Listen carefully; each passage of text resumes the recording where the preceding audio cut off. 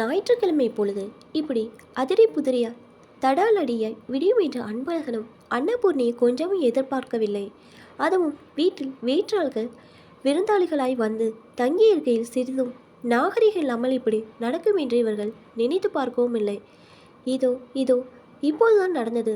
நடந்த சூடு கொஞ்சமும் ஆறாமலே இருந்து வந்து விட்டார்கள். அதனால் தம்பதிகளுக்குள் பேச்சில்லை. வாய்மூடி மௌனம், மனதில் ஓலம். நடந்தார்கள். ஒருவர் மீது மட்டுமா குற்றச்சாட்டு? இருவர் மீதும் குற்றச்சாட்டுகள். பெத்த பிள்ளை மகன் வந்து இந்த அதிர்விடி இடியை இருந்ததாவது மனசு கொஞ்சமாவது ஆறியிருக்கும். சொன்னது மருமகள். மாற்றுத்தாய் வயிற்றுப்பிள்ளை தாலி கட்டி வாழவது முழுசா 6 மாதமாகவில்லை. அதற்குள்ளேயே இந்த தடாலடி என்றால் யாருக்கு தான் பொறுக்கும்? 6 மாத காலமாக எவ்வளோ பதவுசாக குடும்பம் நடத்தினாள். மாமா மாமி என்கிற பேச்சில் மாற்றமில்லை, மரியாதையில் குறைவில்லை. அப்படிப்பட்டவள் இப்படி கொட்டுகிறாள் என்றால் வீட்டுக்கு வந்தவளே மாற்று மகள் மருமகளாவே நினைக்கவில்லை இவர்கள். மகளாதான் நடத்தினார்கள். பெண் பிடித்துவிட்டதா காரணத்தால் வரதட்சணை சீர்சனதி எதுவும் எதிர்பார்க்காமல் மகனுக்கு திருமணம் முடித்ததில் தங்களுக்கு இதுவும் வேண்டும் இன்னமும் வேண்டும். இப்படிதான் இவர்கள் நெஞ்சில் ஓடியது. அப்பப்பா, இருவருமே தற்போது நடந்து முடிந்த நிகழ்வை மனத்திரையில் கொண்டு வந்தார்கள். காலை சரியாக 6 மணி. தம்பதிகள் இருவரும் வழக்கம்போல் நடைப்பயிற்சிக்காக புறப்படும் நேரம். அன்பழகன் சட்டையை மாட்டிக்கொண்டு அன்னம் அருகில் இருக்கும் தங்கள் படுக்கை அறையை நோக்கி அழைத்தார். இதோ வந்துட்டேங்க என்று குரல் கொடுத்து கொண்டே அவள் முந்தானை பின்பக்கம் நன்றாக இழுத்து சுருகி கொண்டு அறையை விட்டு வெளியே வந்தாள். 65 வயது, 5.25 அடி உயரம், கொஞ்சம் தாட்கிரமான உடம்பு.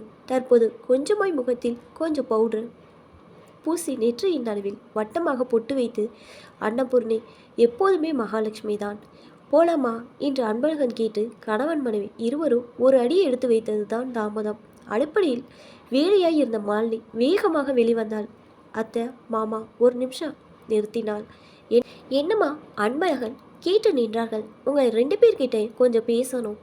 முகக்குரல் இறுக்கம். நடைபயிற்சி போய் வந்து பேசலாமே. இல்லை, இப்போவே பேசணும். ரொம்ப முக்கியமான விஷயமா? ஆமாம்.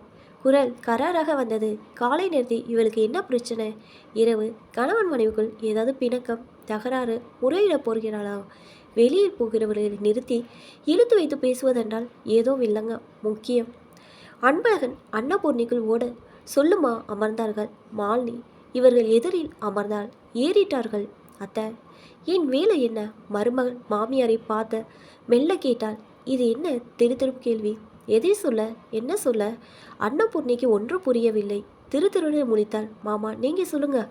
மாலினி பார்வை அன்பழகம் பக்கம் திருப்பினாள். அவருக்கும் விளங்கவில்லை. விழித்தார். சொல்லுங்க மாமா, நான் இப்போ என்ன வேலையில் இருக்கேன்? இப்போதான் இவர்களுக்கு விளங்கியது. பள்ளிக்கூடத்தை ஆசிரியர் சொன்னார். என் வீட்டுக்கார வேலை வங்கி மேலாளர்.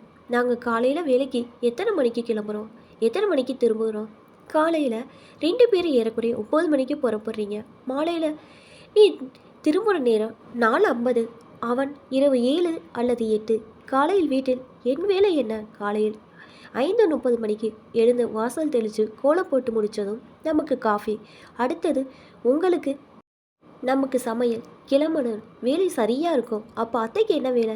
காலையில் என்னோட நடைப்பயிற்சிக்கு போய் வந்து உன் சமையலுக்கு உதவ காய்கறி நறுக்கி கொடுப்பா. அப்போ உங்கள் வேலை என்ன? காலையில் என்னோட நடைப்பயிற்சிக்கு போய் வந்து உன் சமையலுக்கு உதவ காய்கறி நறுக்கி கொடுப்பாள். அப்போது உங்கள் வேலை என்ன? நடைப்பயிற்சி முடிஞ்சு வந்ததும் தினசரி படிப்பேன். மற்ற வேலைகள் மாத மின்சாரம், தொலைபேசி, தண்ணீர் கட்டங்கள் கட்டுவேன். ஏதாவது பொருட்கள் தட்டுப்பாடு என்றால் கடைகளுக்கு போவேன். காய்கறி வாங்கி வருவேன். அத்தை, உனக்கு உதவியா நேரம் போக நீ காலையில் அவசரத்துக்கு விட்டு போன எச்சல் பாத்திரங்களை கழுவி சுத்தம் பண்ணிவிட்டு அடுத்த வேலையை தொலைக்காட்சி பெட்டியில் தொடர் பார்ப்பாள். உங்கள் 2 பேருக்கும் இந்த வேலை பத்தாது. மாலினியின் குரல் கொஞ்சம் கூட பிசர் இல்லாமல் கராராக வந்தது. என்னம்மா சொல்கிற? இதுவரை பொறுமையாய் பதில் சொன்ன அன்பழகன் துணுக்குற்றார். ஆமாம் மாமா, நீங்கள் 2 பேரும் செய்கிற வேலை பத்தாதுன்னு சொன்னேன். புரியலை. அன்னபூர்ணி அவளை குழப்பமாக பார்த்தாள். இனி நாங்கள் சலவை இயந்திரத்தில் போட்டு போன துணிமணிகளை எடுத்து காய வைக்கணும். மாலையில் எடுத்து மடித்து வைக்கணும். இதெல்லாம் வந்த நாள் முதலாய் நீ தானே மாலினி செய்த? ஆமாம் செய்தேன். இப்போது முடியலை. எனக்கு பள்ளியில் வேலை போல அதிகமாக இருக்குது. அடுத்து மாலை வந்ததும் இந்த வேலையெல்லாம் மழையாக இருக்குது. செய்து என்னால் இயந்திரமாய் சுழல முடியல. சரிம்மா, உனக்கு கஷ்டம்னா இனி நான் செய்கிறேன். அன்னபூர்ணி தலையாட்டினாள். அன்பழகனுக்கும் அது திருப்தியாக இருந்தது. மாமா, நீங்கள் அடுத்து இவரை பார்த்தால் மாலினி. சொல்லுமா, அத்தை மடித்து வைக்கும் துணிகளை நீங்கள் எடுத்துகிட்டு போய் சலவை கடையில் கொடுத்து தேய்ச்சி திருப்பி எடுத்துகிட்டு வரணும். இந்த வேலையை என் மகன் அருண்தனமாக செய்தான்.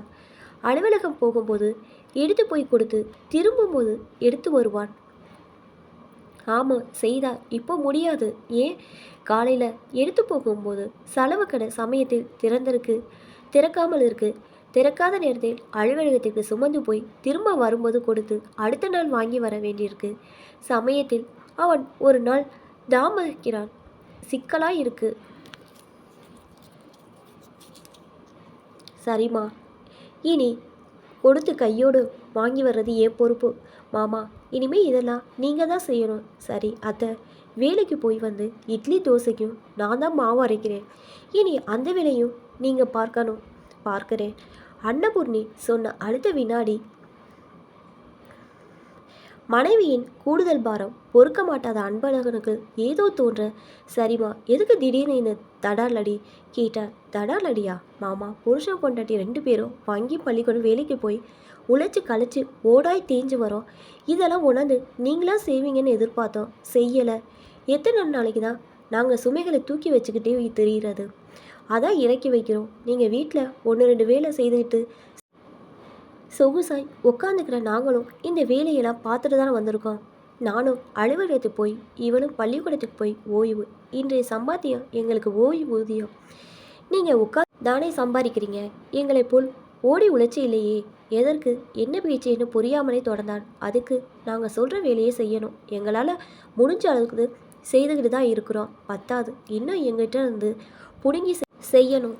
நான் சமைக்கணுமா மாலினி என்றாள் அன்னபூர்ணி. ஏன், சமைச்சு எங்களை அனுப்பலாமே. நாங்கள் காலையில் எல்லா வேலையும் செய்து அறக்க பறக்க ஓடாமல் ஆசுவாசமாய் கிளம்ப அது உதவியாக இருக்கும் என்றாள். இதுவும் அன்னபூர்ணிக்கு ஏற்பாய் தெரிந்தது. ரொம்ப சரி மாலினி, இனி தினம் நானே சமைக்கிறேன். விடுமுறை நாளில் நீ சமைக்கலாம் என்றாள். மனைவி முழு நேரம் சமைக்க ஆகிவிடுவாள் என்கிற பயம் வந்தது அன்பழகனுக்கு. இனி சரி வராது மாலினி, அவளுக்கு உடல் ஒத்துழைக்காது, வயசாயிடுச்சு என்றார். இது மாலினிக்குள் கொஞ்சம் சூட்டை கிளப்பியது. அதை என்ன அத்தை செய்யறன்னு சொல்கிறாங்க, நீங்கள் மறுக்கிறீங்க. சீறினாள். இதோ பார் மாலினி, இன்னைக்கு நீயும் உன் புருஷனும் செய்யும் இந்த மொத்த வேலைகளும் நாங்களும் ஒரு காலத்தில் செய்தோம். ஏன், இதை விட தாண்டி செய்தோம். நான் விவசாய குடும்பம். என் அம்மா அப்பா விவசாயிகள். காலை எழுந்ததும் என் அப்பா தோட்டு துறவு, வயல்வெளி, கல்னின்னு வெளியில் கிளம்பி விடுவார். என் அம்மா ஆடு மாடு கோழின்னு பராமரிக்க கிளம்பிடுவாங்க. இவளுக்கு கைவேலையை பிடுங்கி கூட செய்ய ஆள் கிடையாது.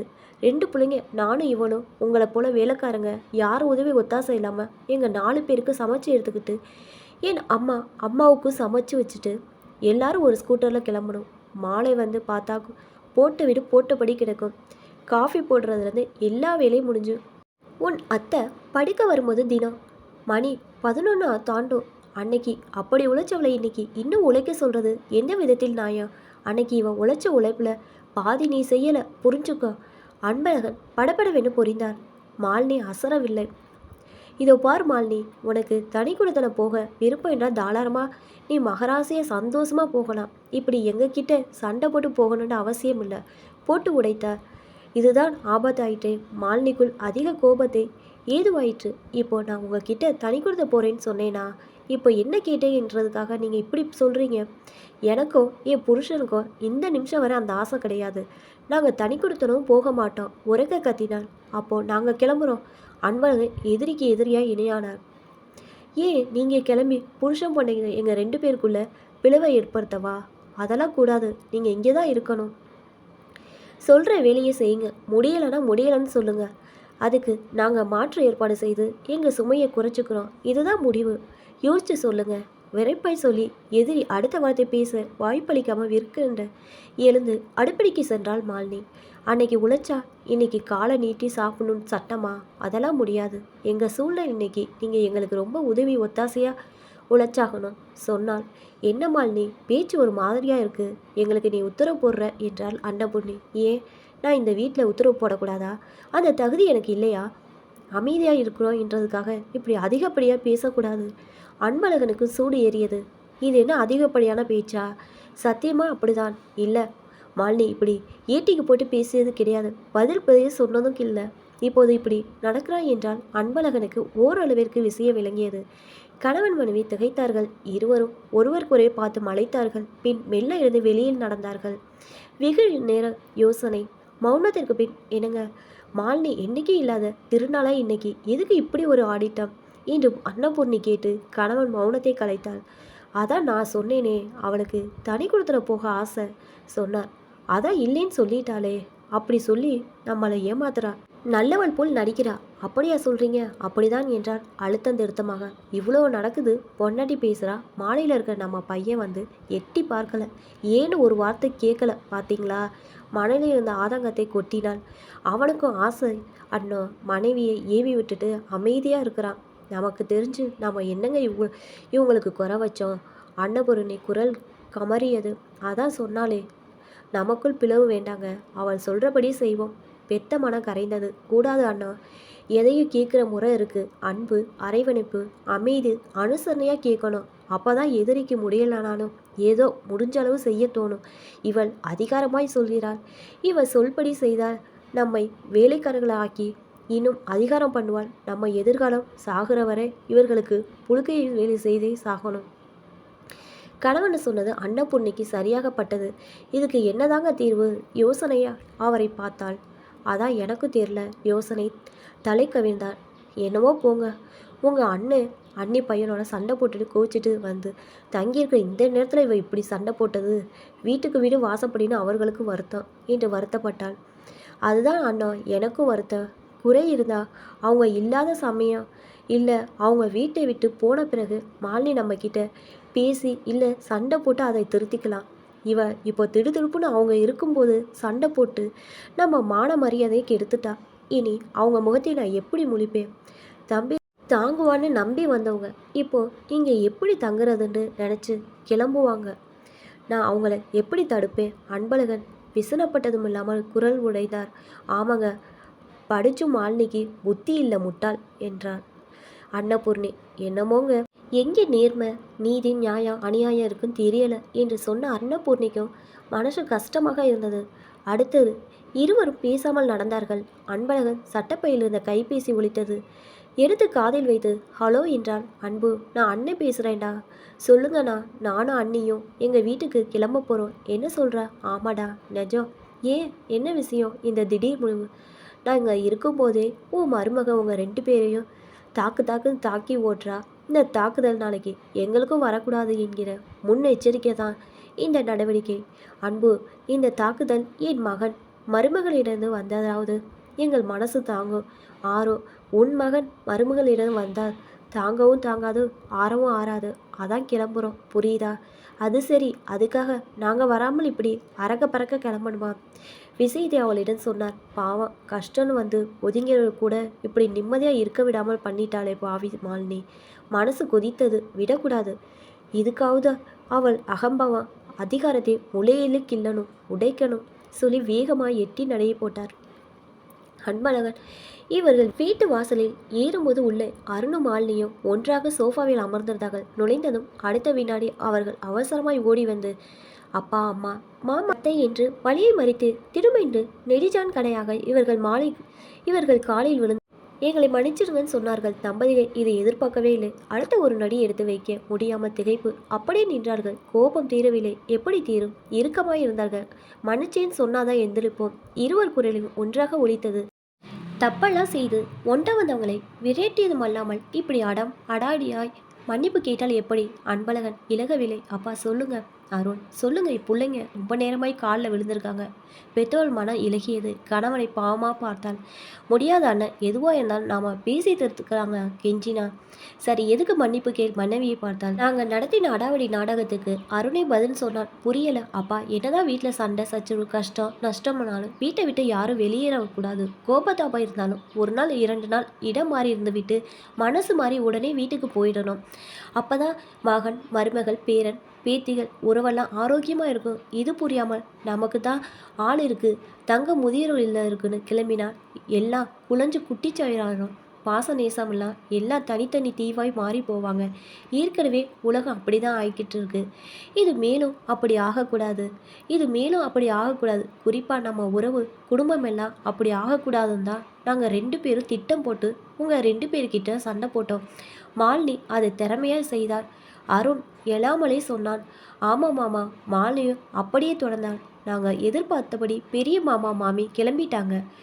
அடுத்த மருமகளிடம் பேச்சு வாங்குவதை நம்ம மகன் மருமகளிடம் நாம் பேச்சு வாங்குவது நல்லதுங்க அப்படின்னு அறையில் அத்தை மாமா கிட்ட சொல்லியே கிளம்பிக்கிட்டே நீங்கள் வந்து சொல்லி போகலான்னு நான் சொன்னதுக்கு அது சரி வராது, ஃபோன் பண்ணி சொல்லிக்கிறோன்னு சொன்னாங்க. போகும்போது தயவுசெய்து எங்கள் நிலைமைக்கு உங்கள் மாமனார் மாமியார் ஆளாக்கக்கூடாது, சண்டை போட்டு துரத்திடாங்கன்னு எங்களுக்கு அறிவுரை வேற. மாமா, நல்லதுக்கு தான் இந்த நாடகம். அதுவும் நாங்கள் நினச்சபடி நல்ல விதமாக முடிஞ்சு போச்சு. இது தப்புனாலும் இனிமேல் நாங்கள் தப்பு செஞ்சாலும் நீங்கள் எங்களை விட்டு எங்கும் போகக்கூடாது. நம்ம சாகுற வரை கூட்டு குடும்பம் சந்தோஷமாக இருக்கணும். இதுதான் எங்கள் ஆசை. எல்லாம் மறந்து எங்களை மன்னிச்சிருங்க மாமா. சொல்லுங்க அத்தை என்று மொத்தத்தையும் எழுந்திருக்கலாமே சொன்னாள். ஆமாப்பா. அருண் அவ்வாறே இருந்து ஆமோதித்தான். எப்பேற்பட்ட பிள்ளைகள்! அன்பழகன் அன்னபூர்ணிக்கு உச்சி குளிர்ந்தது. அவர்களே அப்படியே வாரி எடுத்து அள்ளி மன்னிச்சிட்டோம்ப்பா சொல்லி தந்தை மகனை உச்சி முகந்தார். மாமியார் மருமகளை உச்சி முகந்தாள். இப்போ தான் என்னோடய சேனல் ஃபஸ்ட் டைம் பார்க்குறீங்கன்னா சப்ஸ்கிரைப் பண்ணிக்கோங்க. பக்கத்தில் இருக்க பெல் ஐக்கனை ப்ரெஸ் பண்ணிக்கோங்க. அப்போ தான் நான் ஒவ்வொரு தடவை வீடியோ போடும்போது உங்களுக்கு நோட்டிஃபிகேஷனில் வரும். தேங்க்ஸ் ஃபார் வாட்சிங்.